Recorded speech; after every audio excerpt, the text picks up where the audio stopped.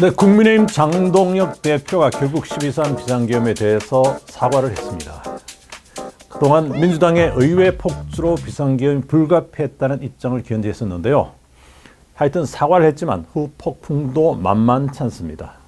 진담승부 오늘은 장 대표의 사과를 중심으로 이야기를 나눠보겠습니다. 오늘도 빅마우스 두 분 모셨습니다. 홍석준 국민의힘 전 국회의원 그리고 강민구 더불어민주당 대구 수성갑 지역위원장 차려주셨습니다. 어서 오십시오. 안녕하십니까. 네, 방금 말씀드린 대로 장 대표가 결국 사과를 했습니다. 어떻게 받아들이셨어요? 예, 장동혁 그 대표가 목요일 날 당의 개혁 혁신에 대해서 이제 대국민 발표를 했습니다. 그런데 좀 아쉬운 것은 앞부분에 이제 그 비상계엄에 대한 어떤 사과 부분에 국민들 특히 언론의 관심이 좀 집중되다 보니까 원래 했던 취지였던 개혁 혁신 부분이 좀 파묻혀서 그런 부분이 좀 아쉽습니다. 그리고 이 개혁 혁신이라는 부분도 방향성은 청년 전문가 국민을 3대 축을 해서 뭐 하겠다고 했는데 과연 좀 구체성이 뭐 어떠느냐 이런 부분에 대해서는 뭐 저도 뭐 좀 구체적으로 조금 좀 더 나가야 된다. 물론 이제 뭐 한 번에 어떤 발표로 다 될 수는 없는 거니까 더 나가야 된다 생각하고 앞부분에 비상계엄 사과에 대해서는 사실은 뭐 별다른 게 없었죠. 왜냐하면 지금까지 우리 국민의힘에서 그 이전에 한동훈 전 대표 또 권영세 비대위원장도 사과를 했고 특히 또 대선 중에는 김문수 후보도 뭐 집회 유세할 때마다 계속적으로 좀 사과를 했죠. 장동혁 대표 같은 경우는 지난번 10월 달에 대구 집회에 와서 사과를 하면서도 그러나 그 전제가 윤석열 대통령의 비상계엄이 민주당의 이런 어떤 과도한 장관들의 어떤 탄핵, 감사원장 탄핵, 최초의 어떤 수정 어떤 예산, 감액 예산 이런 것 때문에 이제 그렇다 이런 어떤 전제를 깔았습니다만 이번엔 전제를 깔지 않고 순수하게 좀 사과를 했다 면이 지금까지 했던 사과와는 좀 다른 면이다. 개혁 혁신 방안이 결국에는 사과에 묻혀버려서 아쉬움이 크다 그런 말씀이시고 강 위원장께서 어떻게 보셨습니까? 예, 장동혁 대표께서 지난 1월 7일 날 잘못된 수단이었다. 국민께 사과한다. 국힘의 책임이다라고 말씀은 하셨죠. 말씀을 하셨는데 이제 그 책임까지도 국민의힘 당 안에서 찾겠다라고 하셨어요. 그리고 말씀은 하셨는데 이제 우리가 통상 말하는 그 윤석열과 그 윤어게인 세력과 저런 부분에 대해서 생략돼서 상당히 모호하다. 그래서 저는 이쪽도 크게 보이고 또 다른 한쪽도 국민도 크게 보이고 자기는 아직 좀 그 윤어게인 세력도 크게 보이는 거 아닌가 해서 이렇게 어정쩡한 사과를 했다고 생각됩니다. 뭐 반쪽 사과하는데 반쪽 사과도 아니죠. 사실 아주 한 조각 사과했는 것 같고 철이 지나도 지금 그 비상계엄 했는지가 언제입니까? 그래서 1년하고도 거의 1년 1개월이나 지난 이 시점에 사과를 할 때 그러다 보니 이제 그 참 국민들께서 진정성을 의심하고 있지는 않지 않냐 이런 생각을 하고 있습니다. 그런데 이제 이런 방식은 우리 통칭 남의 눈에 티끌은 보고 제 눈에 들보는 못 본다 이런 격언이 이제 생각날 정도입니다. 네, 방금 말씀하시기를 철진한 사과다 이야기 지적을 했는데 왜 이리 갑자기 그동안 거부하다가 왜 갑자기 사과를 하게 됐죠? 아니, 그 철진한 사과라는 말은 뭐 제가 강력하게 부정하고 싶은데 제가 아까 말씀드린 것처럼 장동혁 대표가 대표된 게 지금 4개월입니다. 그 이전에 당을 대표하시는 분들, 예를 들면 뭐 한동훈 전 대표라든지 권영세 비대위원장 다 사과를 했었고 특히 대선 국민회 때는 또 김문수 후보가 계속 사과를 한 것이죠. 장동혁 대표가 뭐 1년 뭐 몇 개월부터 사과를 했다 이것은 이제 말이 안 되는 것이고 그리고 입장이 사실은 이제 당 내외에서 비상계엄 일주기를 앞두고 이제 전제 없는 어떤 사과 그런 어떤 목소리가 굉장히 또 있었던 것도 사실입니다. 그래서 당 대표로서는 그런 어떤 모든 어떤 입장을 반영해서 이제 사과를 이제 한 것인데 아까 말씀드린 것처럼 강성 지청 입장에서는 아니 이 비상계엄을 지금 사과를 하면 곧 윤석열 전 대통령이 지금 이제 내란 재판 선고 눈앞에 있는데 그러면 사실상 뭐 윤석열 대통령을 뭐 죽음을 몰아넣는 거냐 이렇게 굉장히 좀 반발도 굉장히 좀 많이 있습니다. 어쨌든 그런 입장에서 이제 이야기한 거고 또 사실은 이제 윤석열 대통령과 있던 절연 문제는 사실은 윤석열 전 대통령 절연을 지금 현재 된 상태죠. 뭘 절연을 할 게 더 있는지 모르겠습니다. 예를 들면 지금 윤석열 전 대통령이 지금 이제 탈당해서 당적이 없는 상태이고 부부가 사상 처음으로 영의 몸으로 지금 감옥에 지금 갇혀 있는 상태 아니겠습니까? 그런데 뭐 더 이상 뭘 더 어떤 조치를 가지고 절연을 해야 되는지 오히려 절연을 이야기하면 할수록 당내 분란만 더 커질 가능성이 있기 때문에 그런 어떤 부분에 대해서는 언급을 장동혁 대표가 하지 않은 것으로 보입니다. 네. 그리고 철진한 사과 또 부연선을 조금 더하면은 원래 지연된 정의는 정의 아니다. 그리고 지연된 사과는 사과의 역할을 제대로 하지 못한다는 이야기인데 국민들 받아들이는 건 어떨 것 같습니까? 그러니까 저는 기본적으로 계속해서 사과를 해왔던 면에서 지금 새롭게 사과해온들 국민의힘 지지율에 그렇게 도움 안 된다는 저는 평소에 좀 생각을 갖고 있습니다. 여전히 저는 그런 어떤 입장이고 그리고 전제가 지금 현재 이 사과를 둘러싸고 저희가 민주당 비상계엄 자체는 분명히 잘못됐지만 민주당의 책임도 크다는 게 헌법재판소의 판결문에도 그대로 나와 있는 그런 겁니다. 그런 어떤 입장에서 장동 대표가 기존에 있던 입장을 계속해서 유지를 하다가 최근에 그저께 이제 발표에서는 그런 전제 빼고 이제 사과를 좀 했기 때문에 뭐 좀 새로운 어떤 각도에서 평가받을 부분은 평가받을 것이고 또 강성 지지층 입장에서는 또 비판할 부분이 새롭게 많이 또 생긴 것 같습니다. 그동안 장 대표 같은 경우는 민주당의 의회 폭주로 불가피했다는 이야기도 했지 않습니까? 그런데 이번에 대전을 했습니다. 진정성이 느껴졌습니까? 전혀 뭐 진정성은 못 느꼈고요. 쉬운 용어로 국민 기만하고 우롱하는 쇼했다 이래 판단이 됩니다. 금방도 말씀드렸지만 비상계엄이 있은 이후 1년 1개월이나 지났고 이제 와서 사과한다는 게 뭐 누구한테 억셉트가 되겠냐 이런 생각합니다. 사과라는 것은 어떤 일이 벌어졌을 때 그 당시의 잘못을 깨닫고 그 당사자에게 진심을 담아서 이렇게 사과를 해야 되는데 지금 제가 보니까 등 떠밀리듯이 이렇게 사과했는 모양새를 갖추고 있어요. 오죽하면 우리 박수현 대변인께서 윤석열 때 개사과하고 비슷하다 이렇게 이야기를 했고요. 또 이제 조만간 6.3 지방선거가 있지 않습니까? 그때를 대비해서 나 사과했다 이런 알리바이용인 아닌가 이런 생각만 전문 용어들이 많이 나옵니다. 듭니다. 예. 그래서 정치인은 그 사람의 말과 그런 행태를 보면 알 수 있다는데 1.5선인 장동혁 대표가 되다 보니까 특히 극우 아스팔트 성조기 세력, 어게인 세력의 지지를 받아가 당 대표가 되다 보니 그쪽도 놓치고 싶지 않고 그리고 많은 당내라든지 일반 중도층의 국민을 사과하라 하니까 사과를 하다 보니 이것도 아니고 저것도 아닌 자중 질환에 빠지지 않았나 이런 생각이 드네요. 네. 방금 말씀하신 대로 사과의 진정성이 국민들이 느껴져야 될 텐데 특히 받아들여야 하는 국민들 입장에서 그동안 정당들 했는 사과를 보면은 대표가 나 사과할 때 당직자들이 뒤에 병풍 역할을 해준다든지 아니면은 2017년도였습니까? 지방선거 대피한 뒤는 국회 로텐더를 해서 전 국회의원들이 나와서 무릎 꿇고 사과했잖아요. 근데 이번에 단기 필마로 장동혁 대표가 혼자 사과를 했습니다. 이게 잠깐 문제는 없었습니까? 바로 방금 앵커가 말씀하신 그런 사과를 하고 난 다음에 결과가 안 좋았습니다. 당 선거에서 더 필피를 하게 됐는데 사실 제가 계속해서 말씀드리지만 당 입장에서 사과를 지금 처음 한 게 아니고 한동훈 전 대표, 권영세 전 비대위원장이 그때 당시 사과를 해서 권영세 전 비대위원장 시절에는 방금 말씀하신 그런 당직자들하고 같은 어떤 그런 어떤 모습도 연출을 했었죠. 그 다음에 대선 국면에서는 김문수 후보가 선거 때마다 뭐 절하면서 사과를 했습니다. 그래서 철진한 사과다. 이게 국민의힘이 장동혁 당이 아니지 않습니까?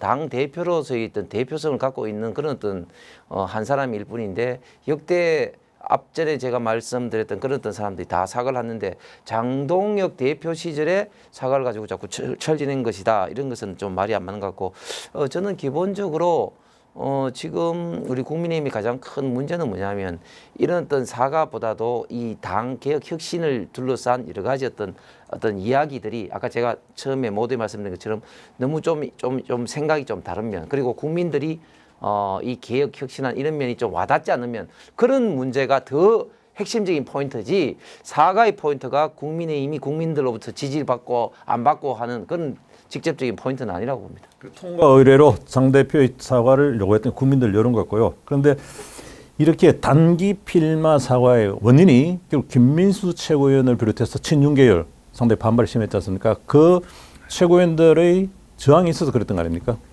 내부적으로는 당연히 좀 이야기가 있을 거고 또 생각이 다르신 분들도 굉장히 많이 있습니다. 특히 강성지지층을 중심으로 해서 지금까지 여전히 남아 있는 그런 어떤 상황이기 때문에 뭐 그럴 수도 좀 저는 있을 것 같습니다.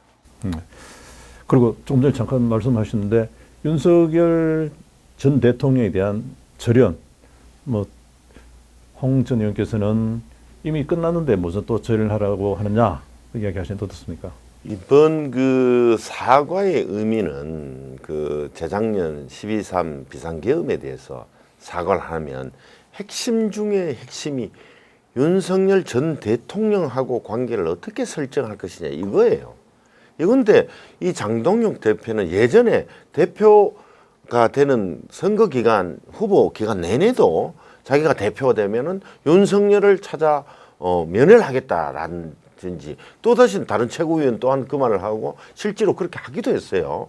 그러다 보니까 이 절연 부분에 완전히 뭐 탈당을 했다고는 하지만 우리는 윤석열 세력하고 분명하게 다르다는 얘기를 해줘야 되는데 그 얘기를 못하고 있다 이렇게 생각을 하는 거 있습니다. 그러다 보니까 어정쩡한 사과고 자중질환에 빠져 있는 그런 사과라고 생각하는 겁니다. 한데 지금 윤석열 내란 우두머리 죄가 이제 조만간에 이제 그 1심 결과가 나오는데 그게 아마 한 2월 중순경 우리 민족 명절인 설날 전후에 날 거로 예상되는데 그때 저는 이렇게 생각하죠. 이 장동혁 대표가 판사 출신이에요. 그래서 이건 어쩔 수 없이 내란 우두머리 무기징역 이상 나올 거다 이렇게 생각을 하고 있는 것 같아요. 그러니까 난 사과했다라고 벌써 대국민 6.3 지방선거 대비용이라고 생각하는 거죠. 알리바이용이라고 아까도 말씀드렸는데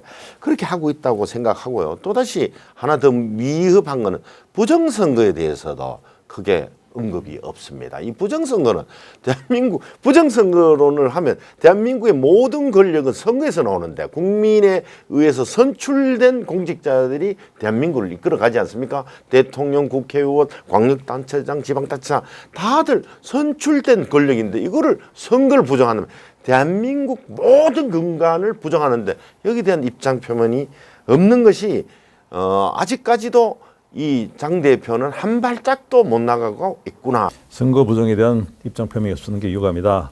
그리고 장동혁 대표 같은 경우에 강성 지지층의 지지를 바탕으로 대표가 됐지 않습니까? 그런데 그동안 강성 지지층에서는 강력하게 사과를 반대했거든요.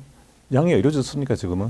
여전히 거기에 대해서 반발하고 있는 분들이 꽤 많이 있죠. 뭐 그럼에도 불구하고 지금 장동혁 대표 체제가 아니면 안 된다. 장동혁 대표 체제가 흔들리면 결국은 이제 좋을 사람은 민주당과 이재명 정권밖에 없다. 이런 게 아직까지는 이제 다수 어떤 생각인 것 같고 앞으로 어떻게 당을 개혁 혁신해 나갈 것이냐. 뭐 이런 측면에서 좀 더 이제 두고 보자. 장동혁 대표를 더 이제 지지해야 된다. 이런 어떤 여론이 뭐 다수인 것 같습니다.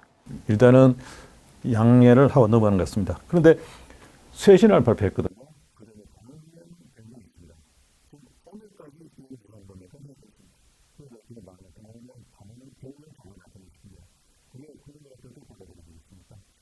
당명 변경한다고 이게 진정성을 우리 국민들이 믿어줄 것이다. 이거는 오판이라고 생각하고요. 이게 이제 보통 그 나물에 그 밥이다 이런 말이 있듯이 우리 지금 현재 국민의힘은 옛날 그 전두환 정권의 민정당부터 시작해서 민자당, 신한국당, 새누리당 뭐 등등 막 계속 이름을 바꾸면서 그 김종인 비대위 시절에 총선에 져가지고 국민의힘 이렇게 했지 않습니까? 지금 바꾼다면 제가 생각하기로 한 9번째 정도 바꾸고 있는 건데 이 당명 바꾼다고 지지가 올라온다고 생각할 것 같으면 우리 대한국민을 아주 우습게 생각하는 거예요. 우리는 대통령 탄핵을 2번 겪으면서 우리나라 대한민국 대한국민은 전 세계적으로 정치적 민도는 가장 높은 민족이 되었다 이래 생각을 하고 있습니다. 그래서 이 당명 바꾼다고 뭐 이게 다 해결될 것이다 이러지 말고 진정으로 이제 국민에게 다가서는 예전에는 박근혜 전 정부에서는 그래도 천막 당사까지 하는 이런 그 여러 가지 모션까지도 했는데 이건 아무것도 변한 것이 없으면서 말로만 변하겠습니다 하니까 이걸 그래 누가 믿겠습니까?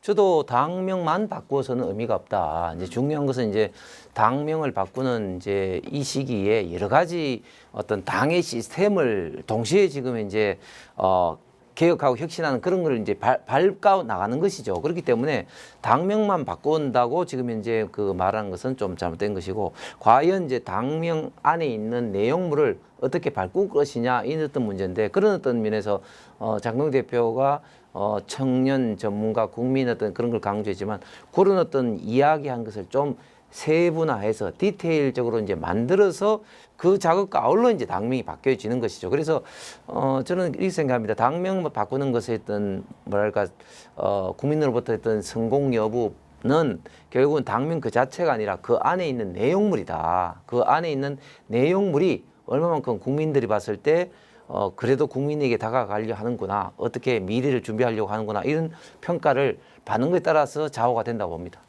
국민들을 만족시킬 수 있는 컨텐츠가 앞서야 된다 그 말씀이신데, 근데 이번에 장동혁 대표가 발표했는 쇄신안 중에 청년 의무 공천제가 있거든요. 이번 지방선거부터 적용이 될 것 같은데 어떻게 보십니까? 예, 저는 뭐 방향은 맞다 봅니다. 근데 조금 전에 말씀드린 것처럼 좀 아직까지는 디테일이 없다. 앞으로 디테일을 더 갖춰야 된다. 그러니까 무슨 말인가 하면, 과거에도 청년 의무 공천이라는 이런 이야기를 했습니다. 그런데 실질적으로 실현되지 않죠. 왜냐하면 이런 식으로는 사실은 당 대표 내지는 뭐 실제 공천하는 과정에서 그냥 수사로 그칠 가능성이 굉장히 많습니다. 그러니까 아예 이것을 시스템으로 못을 받고 이 관련된 제도 조항을 당원 당규의 못을 박아야 됩니다. 구체적으로 좀 더 말씀드리면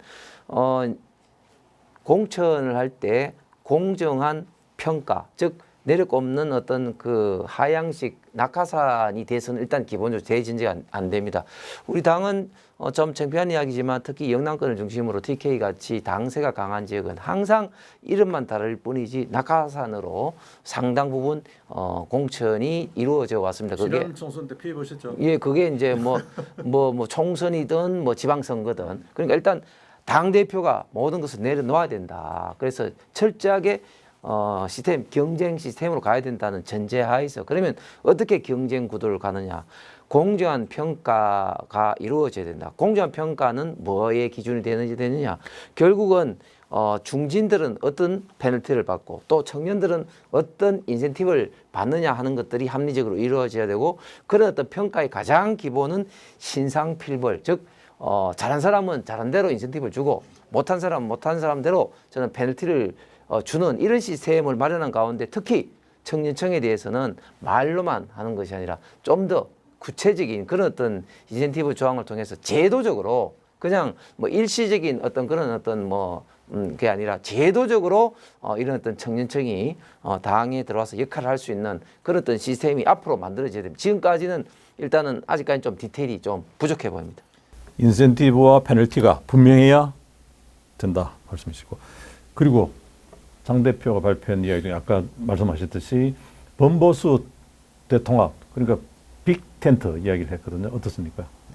저는 그 양갈래로 봐야 됩니다. 국민의 힘에서는 어떻게 생각하실 거고, 범보수 개혁신당을 포함한 보수 세력 또한 어떻게 생각할 것이냐가 하나를 생각해 봐야 된다고 생각하는데, 국민의 힘 안에서도 이거를 100% 찬성할 것이냐, 저는 안 한다고 보이거든요.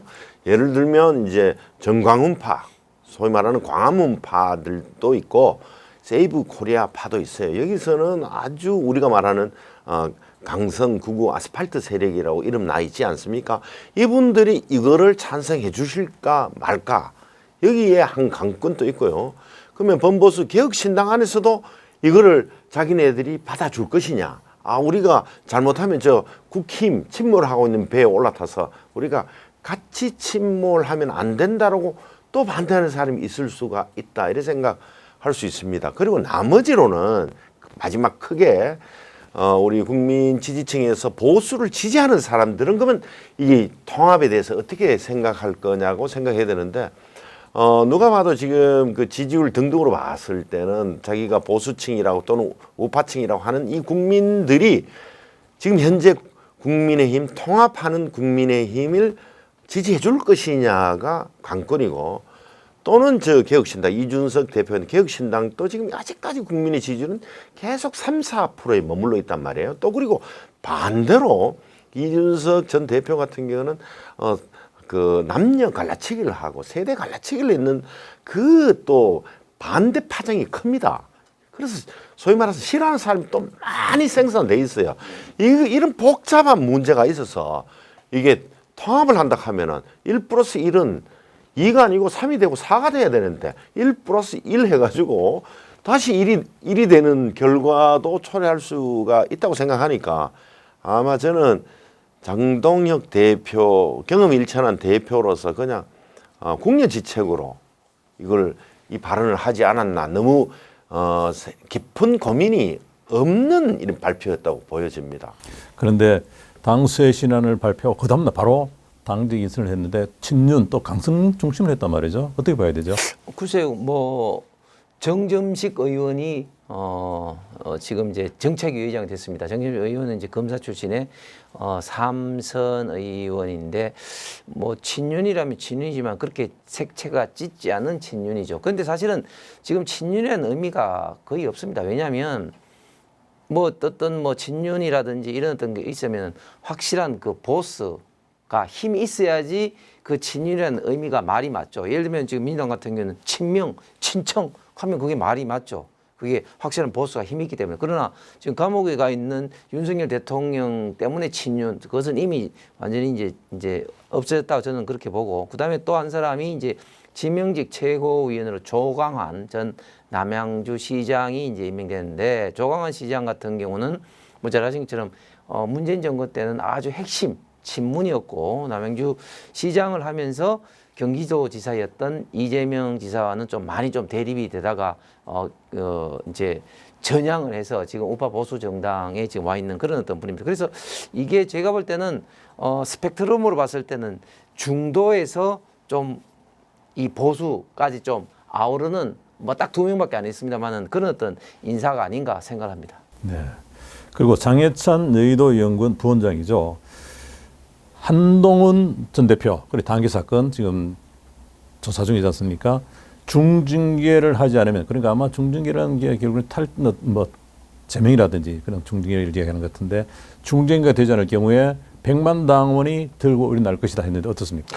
뭐 그거는 또 장희찬 또 부원장의 또 개인적인 좀 의견이고, 특히 장희찬 부원장 같은 경우도 지난 공천 과정에서 뭐 다 공천을 경선을 통해서 받았는데 과거 본인의 어떤 SNS에 올린 어떤 그런 글 때문에 이제 취소가 되는 그런 또 아픔이 있었죠. 그래서 장희찬 전 최고 지금 여의도 부원장의 어떤 뭐 이야기는 강성 어떤 지층의 일부 어떤 생각은 있을 수가 있습니다. 그런데 뭐 그게 전부는 아닌 것 같고, 단지 저는 이미 지금 한동훈 전 대표의 단계 사건은 그냥 화합하자, 통합하자는 그런 어떤 취지로 그냥 묻고 넘어가기에는 이 사건이 너무 커져 버렸다. 너무 지금 이제 고름이 지금 커진 그런 어떤 사건이기 때문에 그냥 좀 묻고 넘어가기는 어렵다. 그리고 이미 당무감사위원회에서 조사를 다 마치고 지금 윤리위원회 넘어가 있는 상태고, 윤리위원회가 최근에 구성이 완료가 됐기 때문에 지금은 어쨌든 저는 징계를 하리라고 봅니다. 그게 수위가 어디까지는 모르겠지만, 그리고 징계를 해야 된다고 봅니다. 제가 좀 전에 당이 바로 서기 위해서는 신상 필벌에 입각한 올바른 평가가 대전제가 돼야 되는데, 한동훈 전 대표의 그런 어떤 그 단계 사건은 가장 핵심은 결국은 당시의 당 대표였던 한동훈 대표의 가족이 가족이 현직 대통령에 대해서 익명으로 계속 비판을 함으로써 당정 간의 어떤 갈등을 부추겼다. 그게 가장 핵심적인 문제이기 때문에 이 문제는 어쨌든 당시의 당대표로서는 올바르지 못했던 처신이었고 굉장히 문제가 많았다는 것이 대부분 당원들과 지청이 생각이기 때문에 저는 당연히 징계는 할 거다. 징계했던 수준, 그것은 당 윤리 내에서 많은 고심을 할 것 같습니다. 한 전 대표는 조사 자체에 문제가 있다는 걸 원인 무효를 주장하고 있는데요. 이 문제는 다음에 또 결과가 나오면 제가 그 문제에 대해서 제가 한동훈 전 대표가 지금 하는 처신이 저는 정치인으로서는 굉장히 잘못됐다고 봅니다. 아직까지 검사에 있던 그런 티가 남은 것 같은데 지금 1480건의 어떤 글 중에 몇 건이 본인이나 본인 가족이 아닌 글들이 있을 수는 있겠죠. 그러나 그것 때문에 이 전체가 잘못됐다, 조작이다 이렇게 몰고 가는 것은 본인이 이전에 말했던 가족이 쓴 것이고 가족이 쓴 것을 그 당시에는 몰랐다고 자신이 스스로 인정하는 것을 부정하는 꼴이니까 오히려 이런 태도, 즉 당무감사위원장인 이호선 위원장을 지금 고소하고 그랬는데 이런 태도야말로 오히려 당내에서 한동훈 전 대표에 대한 어떤 그런 태도의 어떤 비판과 반발이 더 아마 심하게 될 것 같습니다.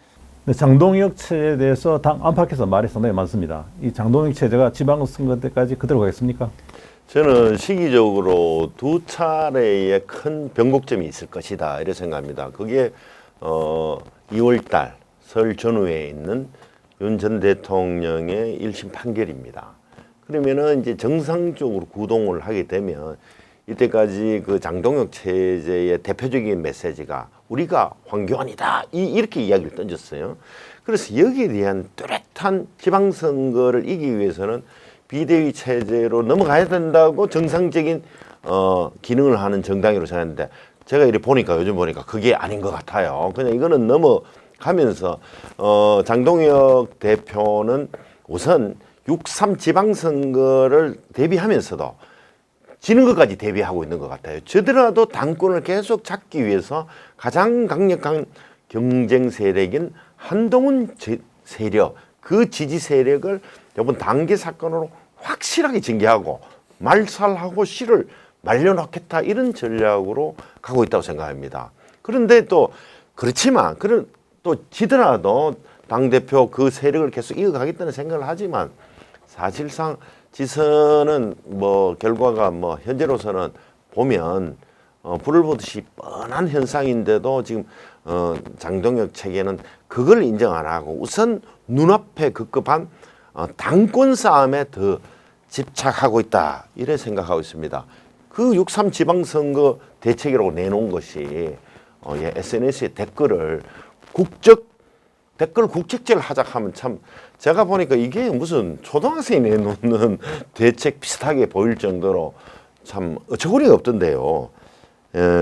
하여튼 저는 1심이 있는 설날 전후 아니면 조금 더 길게 가더라도 지방선거가 있는 6월 3일 날이 장동훈 체제는 무너진다 이래 보고 있습니다. 아니 제가 그 댓글 국직제는 그 지방선거 대책이 아니고 우리 자유민주주의에 있어서 표현의 어떤 자유는 있지만 그러나 표현의 그 자유가 우리나라 국민들에 의해서 정상적인 어떤 의견이 도출되면서 국민 여론이 수합이 돼야 되는 거 아니겠습니까? 저도 그런 법안을 21대 때 발의를 한 적이 있습니다. 그런데 지금은 글로벌하게 그 인터넷으로 들어와서 이제 자유롭게 이제 되는데 특히 특정 국가에서 이제 이 댓글이 많이 된다는 그런 어떤 이야기가 많고 특히 지난번에도 X라든지 여러 가지 계정을 통해서 중국 쪽 통해서 된 사례가 이미 많이 있지 않습니까? 그것은 우리나라의 의사 결정하는 데 있어서 외국이 간섭을 하는 것이죠. 그렇기 때문에 거기에 대해서는